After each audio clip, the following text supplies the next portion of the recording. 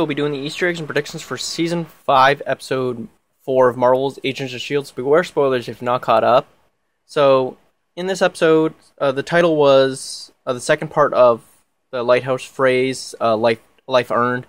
But in this episode, there weren't really a lot of Easter eggs or references that I caught, other than the main ones or obvious ones like Mace's death in the framework, Yo-Yo calling Mac Turtle Man, and what it was called, Cassius using the same phrase that Lady Basha used last episode, calling her place a grim little rock. There were some maybe far-fetched references, maybe Easter eggs, but we had Deke go to level 35 and open the elevator door for May and Coulson, and he says welcome to level 35, and his tone shifts a bit to a more comedic tone after that, and it reminded a lot of people of how Coulson entered the pilot episode to meet Ward, calling it level 7. So it's maybe a reference to that, but it's probably not. And we find out Deke isn't he wasn't technically lying. Just like Daisy and Simmons, they weren't lying to Cassius to an extent. They left some details out, just didn't tell him the full story.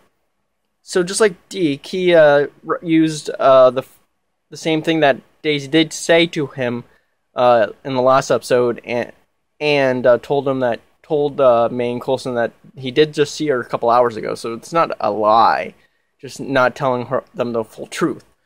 But yeah, but another far-fetched one was Mac's costume. I asked this on Twitter and Instagram if they see a similarity to his costume from the comics, and but no one actually said it looks the same.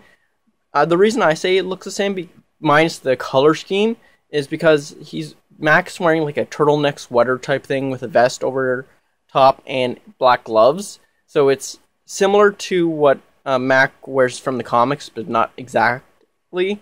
So yeah. And the only other reference that I caught was the obvious one that was more of a bigger storyline, was Mac talking about hope and how he's dealing with it. And this is where a lot of people seem to get really annoyed by it for some reason. Because I've seen 2 comments so far, I haven't really looked into it, but one person's calling Mac a crybaby, and another one is telling Mac to man up. And that's kind of a really rude thing to say to someone that's just grieving their lost child. Yes, it was a fake child, but this is his real these are real memories to him. So, and it's only been 2 days. It literally has been a really short time frame, so he should be dealing, actually dealing with his emotions, not hiding them like he was in the previous episodes. So, yeah. The reason it's 2 episodes is because the first three episodes of the season was one day, and the second episode, the 4th episode, this episode, was the second day after Daisy got kidnapped and all that. So yeah, it's only been 2 days for Mac to actually process what actually happened in the framework, and he should be actually crying that he's lost his daughter again a second time. So yeah, for predictions, I was gonna predict that Fitz was we find out in the promo. If you haven't caught the promo or the sneak peek, beware spoilers-ish kinda. But he was taken by the government, and I was gonna jokingly say that he was there for 4,722 hours, which is the same time frame that Simmons was on Mavis. So I was gonna jokingly say that, but it's pretty much confirmed already from that sneak peek, so I can't really talk about that there. But for predictions, I previously stated that in another video, was that Deke could be related to Fitz in somehow, but I guess it's probably wrong because of what happened in this episode. But and honestly, I wasn't even shocked to see him because right when I saw his like the outfit that guy was wearing before he took the mask off, I knew he was Fitz. So when it was revealed, I was like really had no really like extreme emotion. Like I see a lot of people are so happy about to see him there. I was just like cool because I knew he was gonna be back at some point. And I just was okay with it. But Deke could maybe be related to Hunter and Bobby because we know Hunter's coming back next episode, and if I really think about it, Bobby and Hunter's personality is in Deke. Deke is a good liar, just like Bobby, and is very smart, like Bobby. Like she is a doctor, so she is very smart.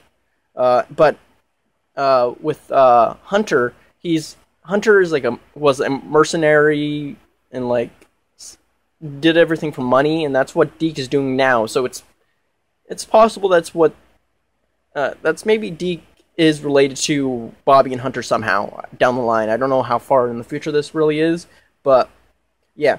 And another thing I was going to ask was, where was Tess this episode? Because Tess disappeared. Like, they had no acknowledgement at all where she was.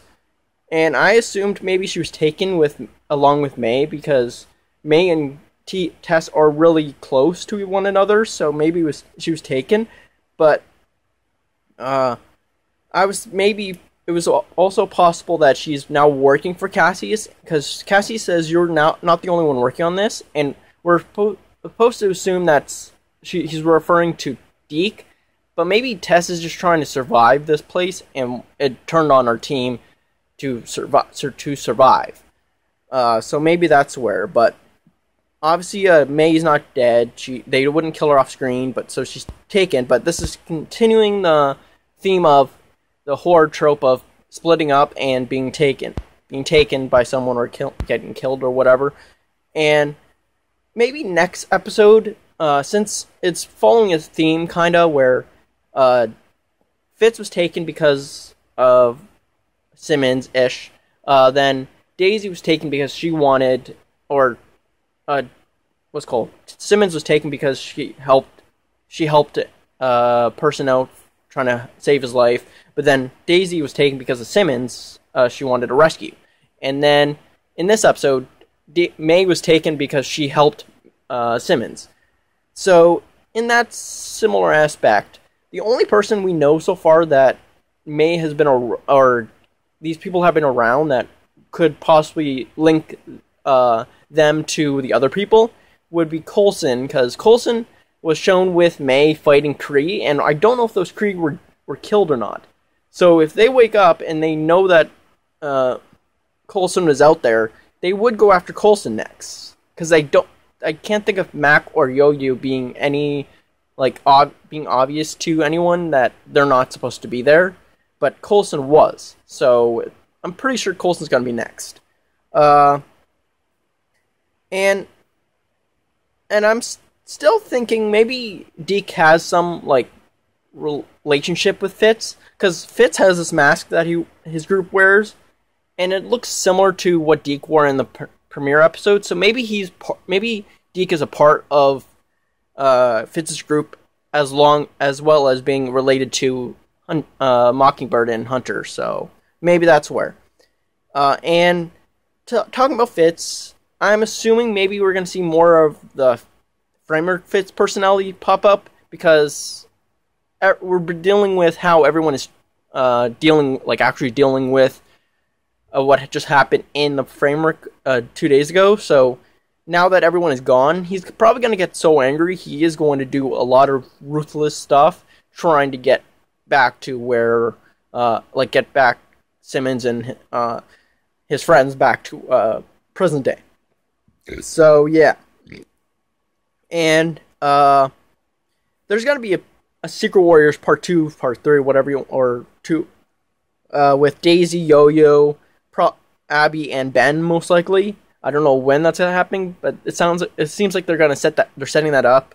And I don't know who else could be joining, but maybe Flint, because we know he is an Inhuman, so I would assume he would be in the Secret Warriors team at some point. But there was a rumor going around that Mac might be retiring this season, which I can see them setting that up because he is basically getting tired of all the crap that the Shield team's going through, and he does eventually retire in the comics. So it would be cool if they honored that type of storyline, I guess, but still have him try to figure out how to keep him on the show. Not like keep him still on the show because Yo-Yo I still want on the show. So, but just keep him away from the actual Shield team ish. So, yeah. And lastly, I think would be that is Cassius sick? I don't know if I've talked about it because he's always he's so white, and no other Kree in this society that we've met before is white. Like he's it's like white. I don't know if that's supposed to be like he painted that on for a personal reason or whatnot, but it just seems like he might be sick or something, and maybe that's why he's doing a lot of testing with inhuman blood and stuff like that. I don't know, but yeah, I guess that's all I can think of. And I don't know if I said this before in a previous episode. Actually, was that the Vril neck scenes might be the way back to present day, because they did say that they can reach a couple years back.